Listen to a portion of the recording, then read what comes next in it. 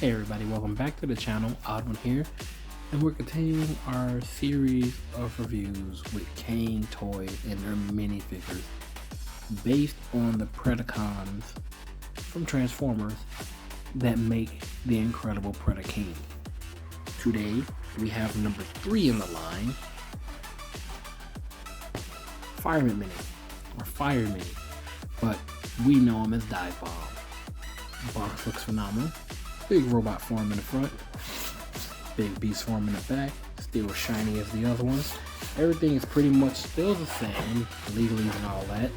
And let's get this out of the way and get to it, because this guy is freaking cool. Look at this little guy. All the detail in the world, this tiny. Incredible. Hasbro could never. They actually went above and beyond in doing detailing. Look at that. The fact that you can zoom in and see these details still in it. And now that I look at this like this, you know, this figure could get a panel lining and would pop even more. But yeah, this guy looks phenomenal. It's fun to transform. And the instructions tell you to do all these random steps with the wings that, quite honestly, you actually don't have to. You can just take them off, transform it, put them back on, and you'll be all set to go. But before we get into that, we gotta get into his accessories and articulation. With that being said, he does come with a sword, which again, once all of them are combined, this all makes one giant sword in and of itself. Detail is nice, pretty simple, you know, straightforward, nothing else much to it. He does come with a blaster. And we have shaky camera. Blaster's nicely detailed. This reminds me of a weapon from either Halo or Guild War, not Guild War, Gears of War. I don't know why, but I feel like I've seen it somewhere. One of the two. Anyway, very nicely detailed. These also combine to make a big blaster, but we'll get into that when we get to Predacon. For now, we're doing it, you know, individual figures. Last but not least, he does come with his hand for his transformation for the combiner mold. And again, these are individually articulated fingers.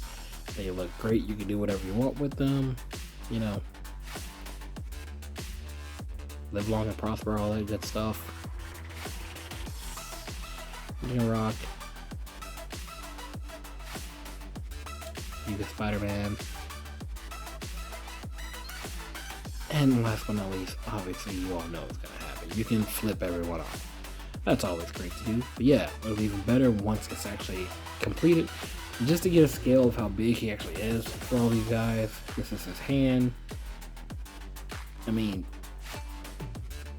it's bigger than the Megazord's chest.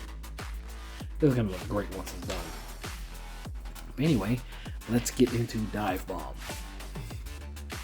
For his articulation, his arms can go up this far. He can definitely T-pose.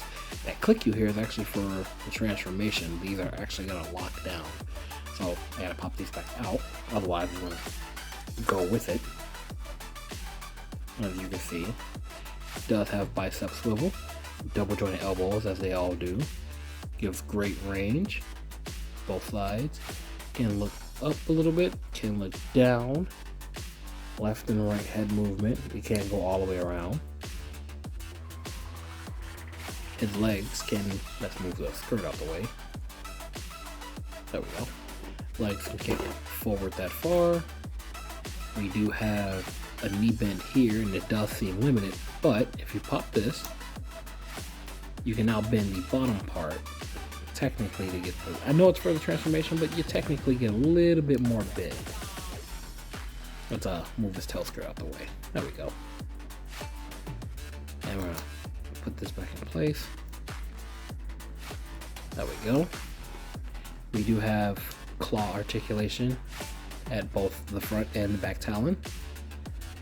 And we do have a ball joint socket here for the ankle, so we get some pivot. Decent range. Can move up and down, although it should be able to, because you know this guy becomes a big giant bird. Side skirts do get out of the way. No, remember I showed him he can kick back that far and fully out to the side. This guy is great. I love transforming this one. It's fun. But the best part about him, quite frankly, has to be the wings. These things are great looking. Let's get these turned around and spread out. And it's a pretty big spread. Like if you leave him on his own, even for this figure being this small, it'll take up some room on your display with his wings out. Just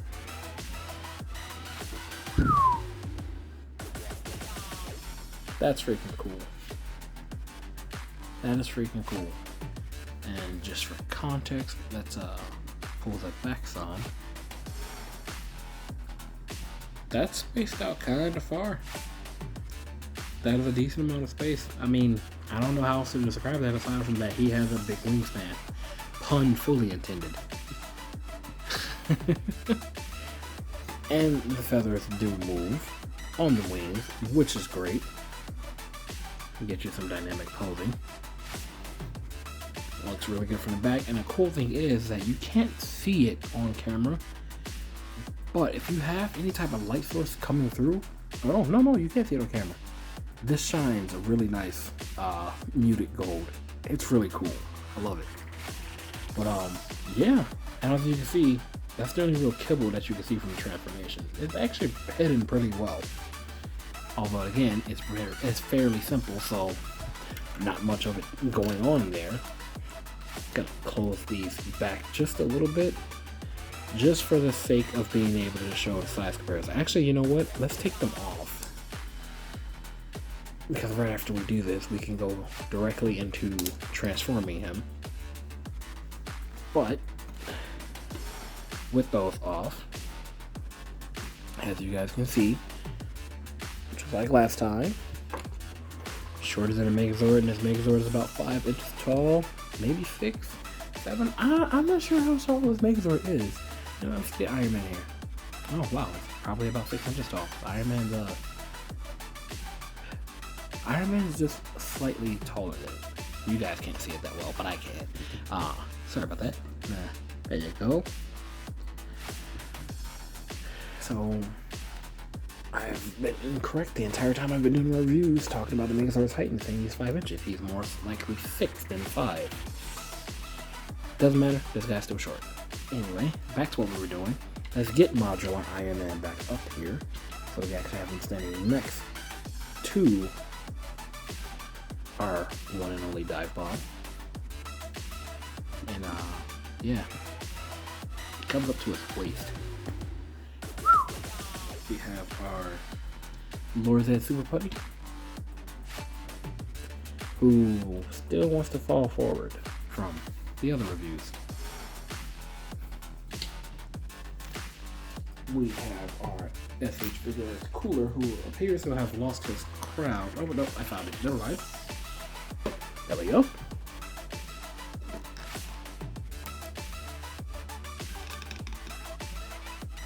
And the OG thick boy himself, Brody, who will apparently fall over if I don't balance him correctly. There we go. Just look at that next to Brody.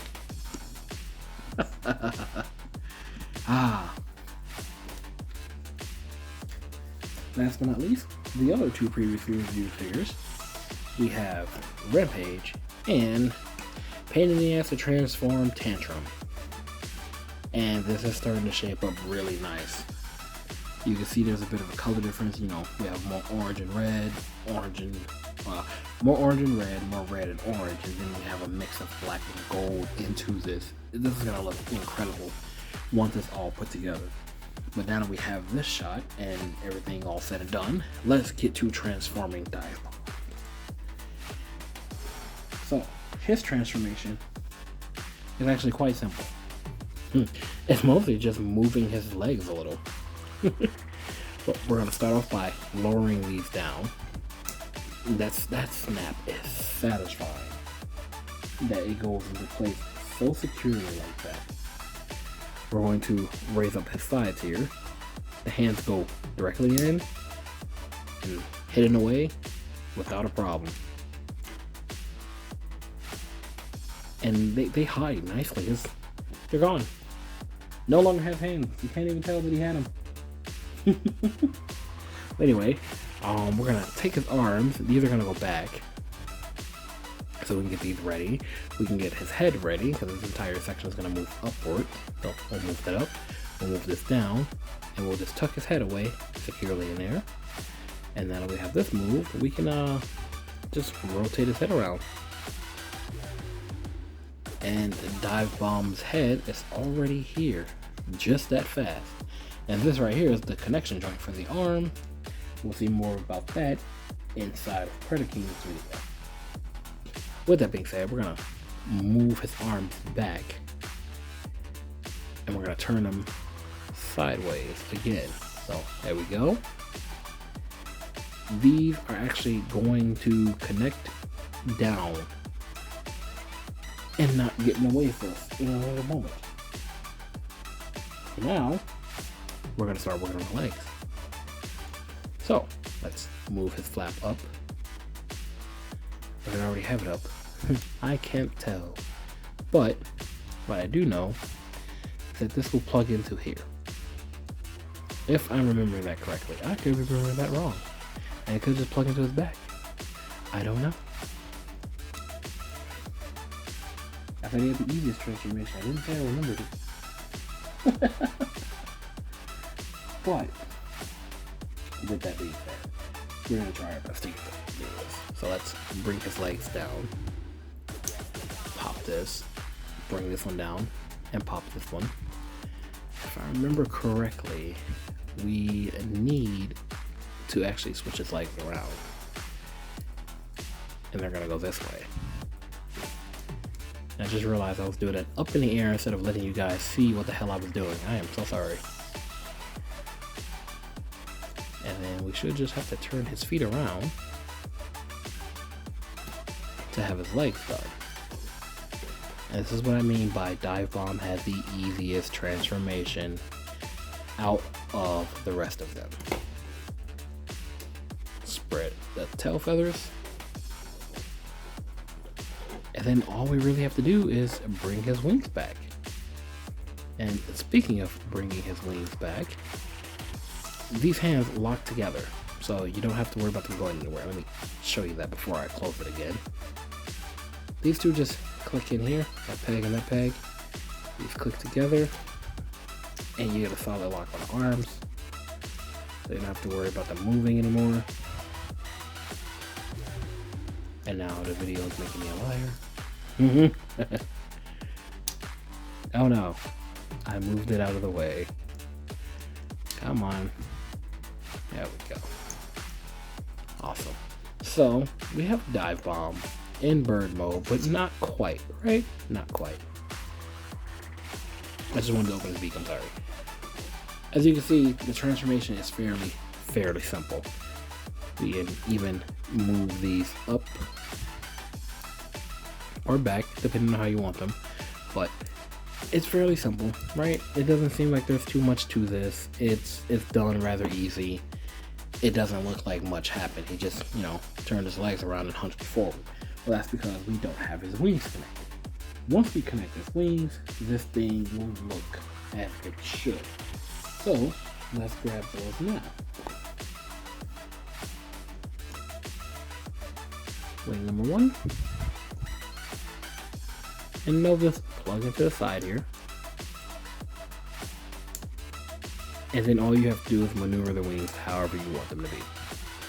That's it. The instructions have you do so much work in moving the wings around when you actually don't have to. Just take them off, get the rest of the body transformed, put them back on, and you are golden. Get this second wing on. And there we have it. DiveBomb is now in bird mode. Just simple. I love this transformation. It gets exactly what you need done. Okay, that's kind of cool. I like that. Coming up with his wings. It gets exactly what you need done, and not too many overly complicated steps. There are some unnecessary steps, yes, sure, but nothing's overly complicated. And as you can see, the joints in work, it'll get you all the motions that you need. You need a standard flight stance, you know, just move the legs back, boom. You need him coming forward for a landing, just move the wings forward like he's bracing down, boom. Also, you know, head moves, up, down, has some pivot to it to look left and right. Beak does open and close, as you can see. Talons, again, still move. This thing is it's just phenomenal. I really like DiveBomb. The way it looks, the way it transforms. This one is, for now, my favorite. By far. And I did not lock those in there completely. I thought I did. Apparently I didn't. I am so sorry. Even with them not being in there completely, you know that's how they're supposed to go. And for the majority of this transformation, the robot mode is hidden very well. I mean, had I locked these in completely, you know, it would look a little bit more flush. But for the most part, everything else is hidden fairly well. This guy is cool, and now I have to go through the process of transforming Tantrum back into bull form so I can get you guys a shot of all of them together in their animal forms. So through the power of magic editing of pausing this video, I'll be right back. So here's Rampage near DiveBeak and DiveBeak. I really said DiveBeak. DiveBomb. Oh my lord. Rampage next to DiveBomb. And now to bring out Tantrum.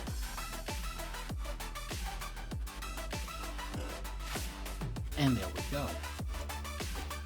These are looking great together. I cannot wait to see them combined together.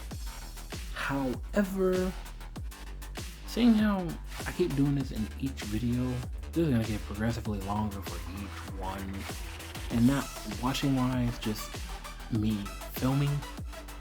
I think this might be the last shot I do of them all in robot mode together and them all in beast mode together until we get to the final part. I think I'll do one more shot in like the second last video before we get to Predacon, because in Predacon video you'll see all of them together in beast form. But for now I think I'll just stick to everybody in robot form together, because this is gonna be a bit much, especially having to deal with him consistently and making sure it looks nice. But anyway, I love this set so far. We are 3 down. We have 3 more to go. I hope they make a mini version of their God, what is his name? Volcanus, I believe his name is, for the Dinobot combiner. But if they don't, it's fine, because I'm going to try my best to stick with the main releases, which will be the bigger scale, and that thing is going to be like 22 inches tall. Whew, man. I couldn't get the big scale of this one, but I'm okay with the small scale for now. But I don't want to miss out on the next one, so I'm going to try to keep up with it. Anyways, with that being said, these guys look great together. I think if you have the chance to grab these, you should totally pick them up. And if you have the money and, you know, a place to get them, grab the bigger version. That means even more incredible than the smaller one. Hope you guys enjoyed the review. I know I did. I'm starting to enjoy transforming this one a lot too.